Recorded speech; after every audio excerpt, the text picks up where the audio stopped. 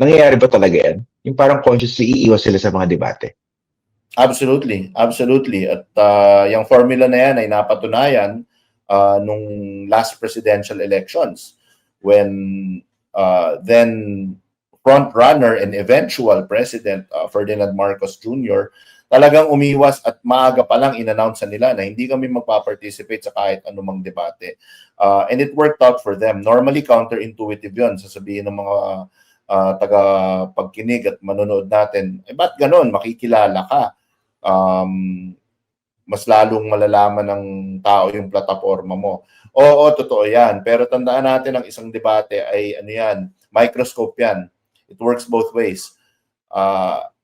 Maaring kilatisin ng tao yung plataforma mo, mensahe mo, programa mo, pero dyan din naglalabasan ang mga past sins or mga issues laban sa'yo. At ang isang rule sa debate, uunahan ko na, ang isang rule sa debate for candidates is always punch up your weight.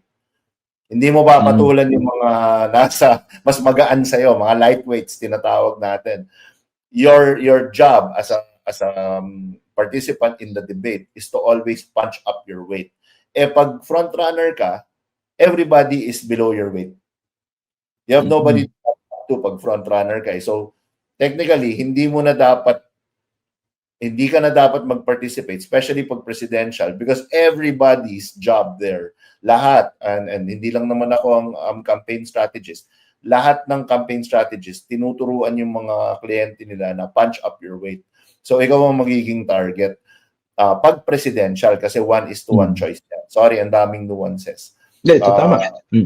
You can avoid it pag presidential candidate kasi choose one lang yan eh. Pag senatorial, it becomes a little bit more blurred kasi 1 of 12 ka. Mas malakas yung compelling need to join these debates. And again, that punching up your weight class will have less effect kasi there's more people up or down or up or below your weight class, so to speak, or your ranking.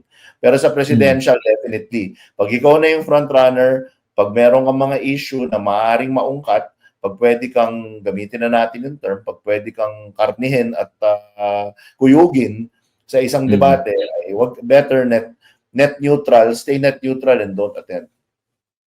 Pero dito sa senatorial, meron bang parang clearly safe zone for a candidate? Kunwari sa Erwin Tulfo, consistently number 1. In very few surveys nagda number 2, pero usually 1 yan, di ba? Sure. Yung ganyan, pwede ba niyang gamitin yung formula na yan? Why would I bother to join debates? Consistently number 1 na ako. If it's a senatorial, again, you can expect that if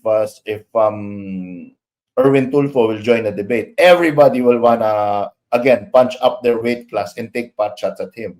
Iuungkat yung mga issue laban sa kanya. Meron namang mga issue na lumalabas ngayon tungkol kay Erwin Tulfo.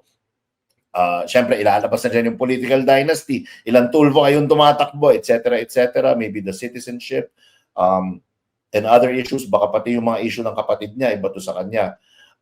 But to answer your question more directly, pag 1/12, baka makasama pag hindi siya sumama eh. Kasi maaaring that will give a negative connotation na, ay, kasama to sa 12 ko, pero tinan mo, ayaw magpaliwanag, ayaw lumabas, ayaw magpakita, baka hindi ko isama. That's talking about the hypothetical. But in the case of Erwin Tulfo, if we're specifically talking about Erwin Tulfo, the effect might be very little whether he does not join the debate because he has other platforms. He has a show, he has his social media, he has multipliers like his brothers. You can't tell them apart. Di ba? Pag sinabi mong Tulfo, isang brand lang yan eh. So, maybe specifically a Tulfo, maybe he wouldn't necessarily have the need to join these debates kasi awareness niya all-time high as other platforms. But for other frontrunners, baka it might be a better idea to join.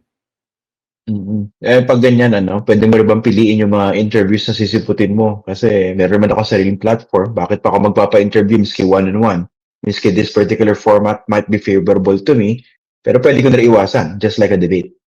alam natin yan, iyan lalo ikaw nung mga panahon mo nung ANC. Pati nga yung mga hindi kandidato natatakot sa'yo dahil syempre, kung magtanong ka, maanghang, medyo you ask the right questions, the questions that need to be asked.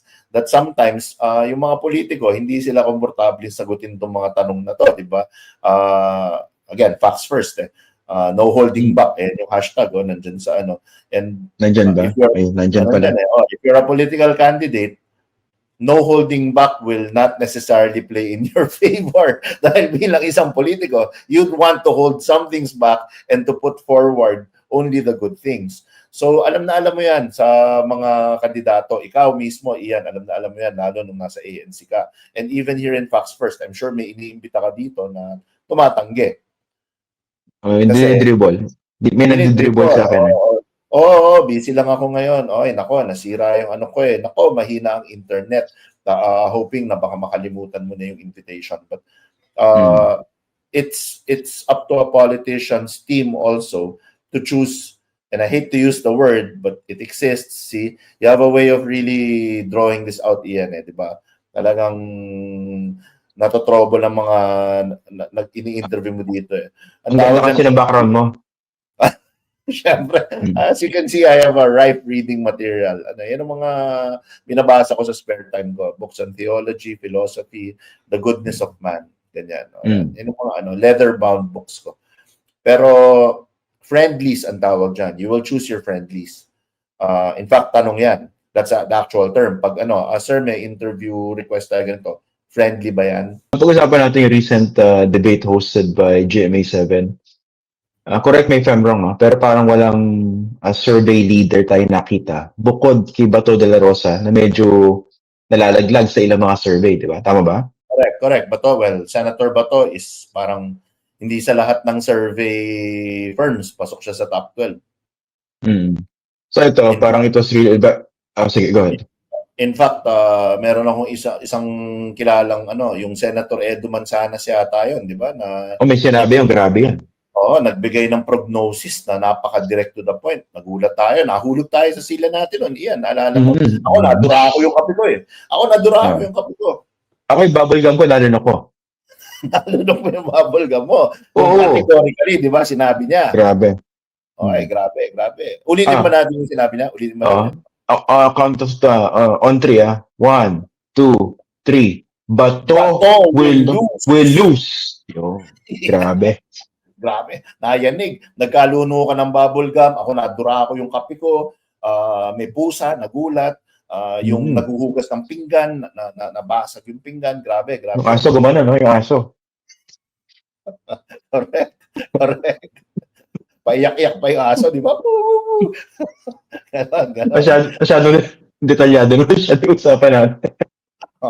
May mga pigeon nagliparan mula sa bubong, di ba?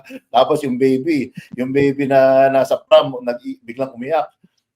So yun yung nangyari when he made that prognosis.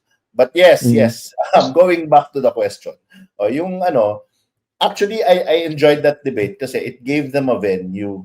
Kasi yan naman talaga ang function ng debate. If you really look at the democratic function of a candidate debate, the very spirit of it ay upang bigyan ng plataforma yung mga kandidato na wala masyadong resources to launch a full multimedia campaign na lumabas sa isang network na napakalawak ng reach upang maibigay nila yung mensahe nila sa mga Pilipinong botante. But you know what? It might very well be na kaya ewan ko kung yun yung list of invites but it might very well be na game changer talaga yung nangyari last election na si Pangulong Bongbong Marcos categorically from the start refused to join any debates.